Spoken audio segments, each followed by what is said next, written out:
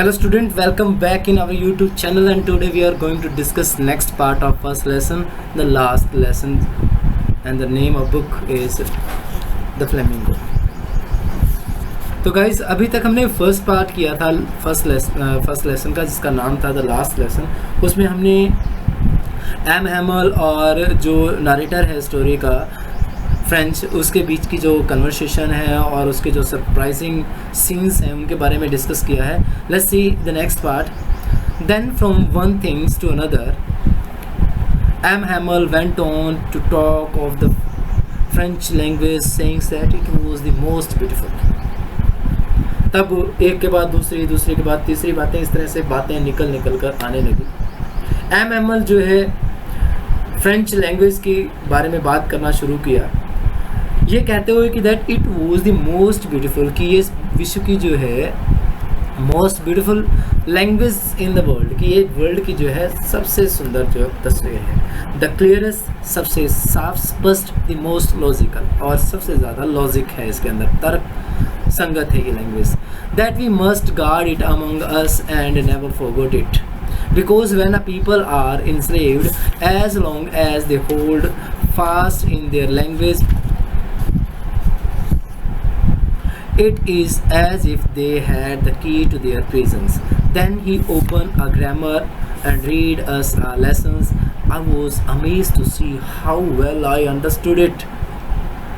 All he said seemed so easy, I think too, that I had never listened so carefully.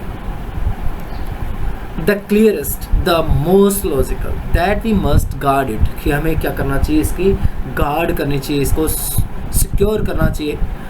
among us and never forget, इसे हम अपने बीच में क्या करें, guard करना चाहिए, उसकी सुरक्षा करनी चाहिए और इसे कभी भूलना नहीं चाहिए।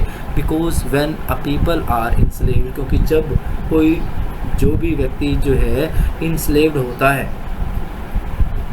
enslaved मीन्स उसको गुलाम बनाया जाता है। As long as they hold fast to their language, जब तक वो अपनी लैंग्वेज को पकड़े रखेंगे, यानी वो लैंग्वेज के साथ जुड़े रहेंगे। It is as if they had the key of their prison, ये ऐसी होगी जैसे कि ये उनके प्रिजन की, उनके कैद की चाबी होगी। Then he open a grammar, तब उसने एक ग्रामर को खोला, एक ग्रामर के लेसन्स को खोला, and read us a lesson, और हमें हमारा पार्ट जो है पढ़ाया। I was amazed to see how well I understood it, मुझे ये देखकर हैरानी हुई कि मैंने कितनी आसानी से, कितने अच्छे तरीके से इसे समझा।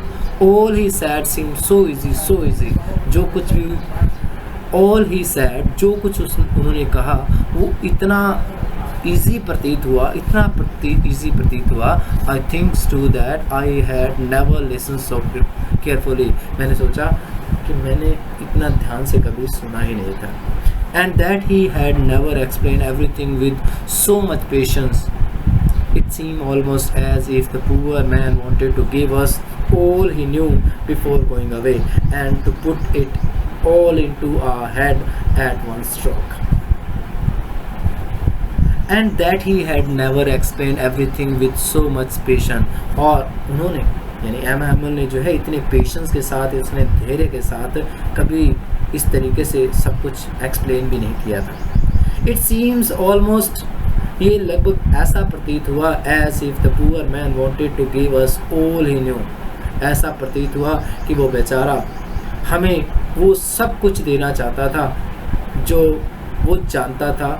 बिफोर गोइंग अवे, जाने से पहले जो कुछ भी उसको पता था वो सभी कुछ हमें बताना चाहता था। And to put it all into our head, और हमें समझा देना चाहता था एट वन स्ट्रोक, एक झटके में वो हमें सारी बातें समझा देना चाहता था, ऐसा प्रतीत हुआ कुछ। After the grammar we had a lesson in writing. That day, M. Hamel had new copies for us, written in a beautiful round hand. France, Alsace, France, Alsace. They looked like little flags floating everywhere in the schoolrooms, hung from the road at the top of our desk. You ought to have seen how everyone set to work, and how quiet it was. The only sound was scratching of the pen over the paper.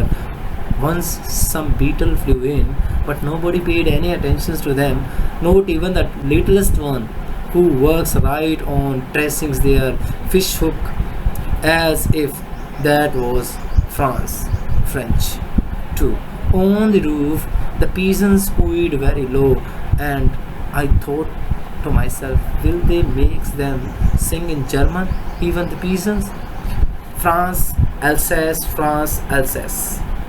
After the grammar, जब ये grammar का lesson तो complete हो गया, we had a lesson in writing. हमें क्या था, हमें राइटिंग के अंदर लेसन दिया गया था. That day M had new copies for us. उस दिन हमें एम ने हमें क्या दी, हमारे लिए नई कॉपियाँ थी. Written in beautiful round hand, जो सुंदर सुंदर राउंड हैंड से लिखे हुए थे, जिस पे क्या लिखा हुआ था, France Alsace, France Alsace. They look like little flag floating everywhere. वो जो लेटर थे वो ऐसे लग रहे थे जैसे कि स्कूल रूम के अंदर हर जगह फ्लैग फ्लोट कर रहे हों. हंग फ्रॉम द रोड, जो रोड के ऊपर डेस्क के हर टॉप के ऊपर टंगे हुए थे. You ought to have seen how everyone set to work. आपको देखना चाहिए था कि कैसे हर कोई अपने काम में लगा हुआ था. And how quiet it was, और कितना शांत था ये. The only sound was scratching of pens over the paper. केवल जो पेपर के ऊपर पेन का जो स्क्रैच था, रगड़ जो थी, उसी का आवाज़ आ रहा था. वन सम बीटल फ्लू इन. एक बार क्या हुआ कि कुछ बीटल जो है वो उड़ करके अंदर आ गए रूम के अंदर. But nobody paid any attention to them. पर किसी ने उनकी तरफ ध्यान नहीं दिया. Not even the littles one. यहाँ तक कि सबसे छोटा जो बच्चा था, जो छोटा स्टूडेंट था उस क्लास रूम स्कूल का, उसने भी उनकी तरफ ध्यान नहीं दिया. Who works right on tracing their fish hook, जो कि फिश हुक के ऊपर ट्रेस करने का जो काम जो था वो कर रहे थे. As if that was French, जैसा कि वो भी फ्रेंच था. Too on the roofs the pigeons cooed very low. छत के ऊपर पिजन जो थे वो बहुत धीमी आवाज़ में कू की आवाज़ कर रहे थे. And I thought to myself, और मैंने अपने आप में सोचा, will they make them sing in German even the pigeon. क्या वो कबूतरों को भी अब क्या करेंगे, जर्मन लैंग्वेज के अंदर गाना गवाएंगे. इस प्रकार से कूइंग करना जो है जर्मन लैंग्वेज के अंदर सिखाएंगे. Whenever I looked up from my writing, I saw M. Hamel sitting motionless in his chair and gazing first at one thing, then at other, as if he wanted to fix in his mind just how everything looked in that little schoolroom.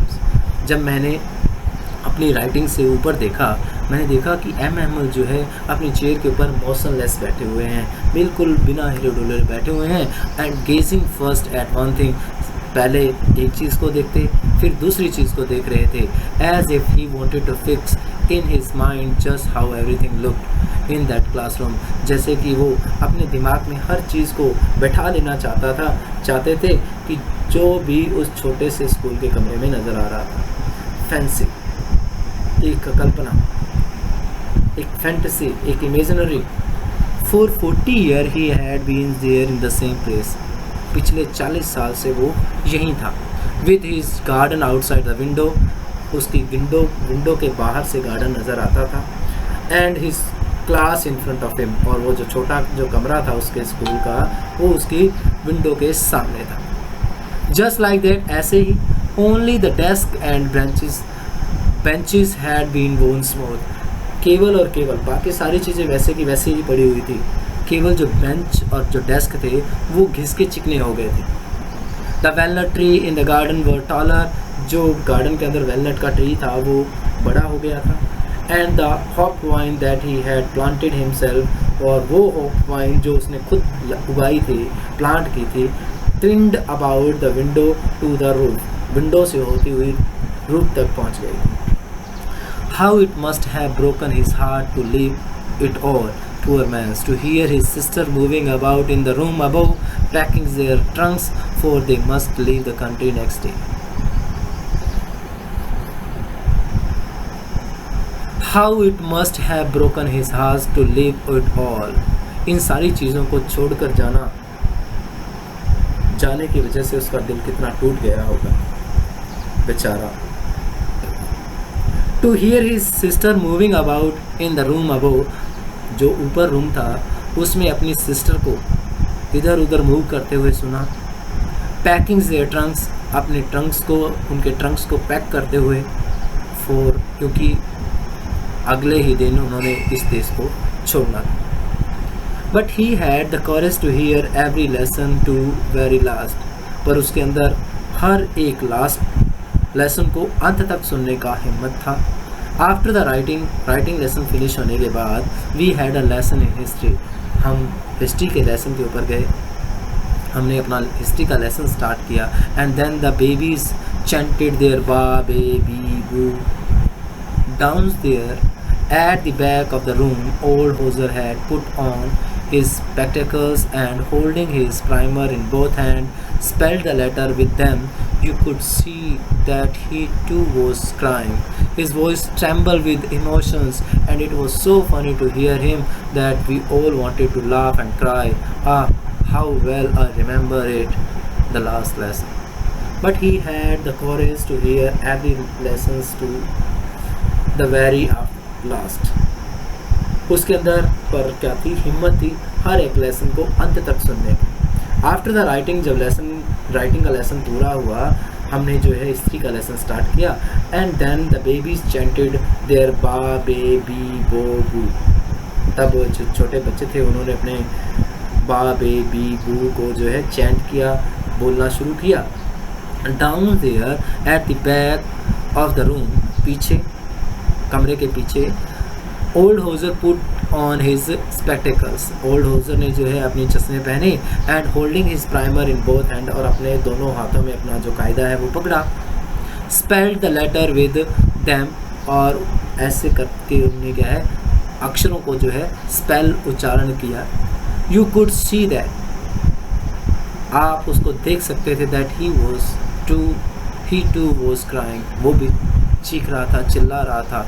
His voice tremble with emotion, उसकी जो आवाज़ थी वो भावनाओं के साथ tremble लड़खड़ा रही थी। And it was so funny to hear him, और उसके द्वारा स्पेल किए गए लेटर्स को सुनना बड़ा मजाकिया था। That we all wanted to laugh, कि हम सभी चाहते थे कि हम हंसें एंड क्राई करें। How well I remember it, अरे कितना अच्छे से मुझे वो याद है। द लास्ट लेसन, वो अंतिम lesson. All at once the church clock struck 12, अंततः जो चर्च की क्लॉक थी उसने 12 बजे का अलार्म से बजाया, 12 बजे का इंडिकेशन दिया। देन द एंगल्स, तब जो मंदिर की जो घंटियाँ थी, जो पूजा की घंटियाँ थी वो बजी। At the same moments the trumpet of Prussians returning from drill, और तभी जो नगाड़े जो हैं पैरिशन के ड्रिल से लौटने के बजे। साउंडेड अंडर आवर विंडो, हमारी विंडो के नीचे बजे। M Hamel stood up, M Hamel खड़े हो गए। वेरी पेल, बहुत ही पीले पड़े हुए। इन हिज चेयर, अपनी चेयर में। आई नेवर सा हिम लुक सो टाल, मैंने उन्हें कभी भी इतने लंबे नहीं देखा था। My friend said I but something choked him, he could not go on. मेरे दोस्तों, सैड ही, उसने कहा आई मैं, बट किसी चीज़ ने उसकी आवाज़ को रोक दिया। He could not go on, वो अपनी बात को जारी नहीं रख सका। Then he returns to the black board, took a piece of chalk and bearing on with all his might, he wrote as large as he could. तब वो ब्लैक बोर्ड की तरफ मुड़ा, took a piece of chalk, एक चाक का टुकड़ा लिया, bearing on with all his might, अपनी पावर को इकट्ठा करते हुए, he wrote as large he could, उसने उतना बड़ा अक्षर लिखा जितना वो लिख सकता था। Vive la France, long live France, France जिंदाबाद। Then he stopped and leaned his head against the wall, and without a word he made a gesture to us with his hand. तब वो रुका, उसने अपने सर को दीवार से लगाया, and without a word, और बिना शब्द कहे, he made a gesture to us, उसने हमारी तरफ एक इशारा किया, with his hand, अपने हाथ के साथ। School is dismissed, you may go. School ख़त्म हुआ, आप जा सकते हो। That is the lessons Guys, I hope you will understand this lesson by watching the video time again and again. तो इस लेसन को आपने अच्छे से स्टडी करना है. इसमें 2 जो कैरेक्टर्स हैं उनका डिस्कस हमने किया है. एक है एम हैमल और सेकंड है little French who was the narrator of the story. दोनों के आपने कैरेक्टर स्केच अच्छे से अंडरस्टैंड करने हैं और जो भी टेक्सचुअल क्वेश्चन है उनको अच्छे से सॉल्व करना है. जो कम्प्रीहेंशंस हैं उनको आपने अंडरस्टैंड करना है. जैसे कि यहाँ पे एक comprehensions, think as you read, what change did the order from Berlin cause in school that day, how did French feel about M. Hamel and school change. That's all for today, guys. Have a nice day. Thank you.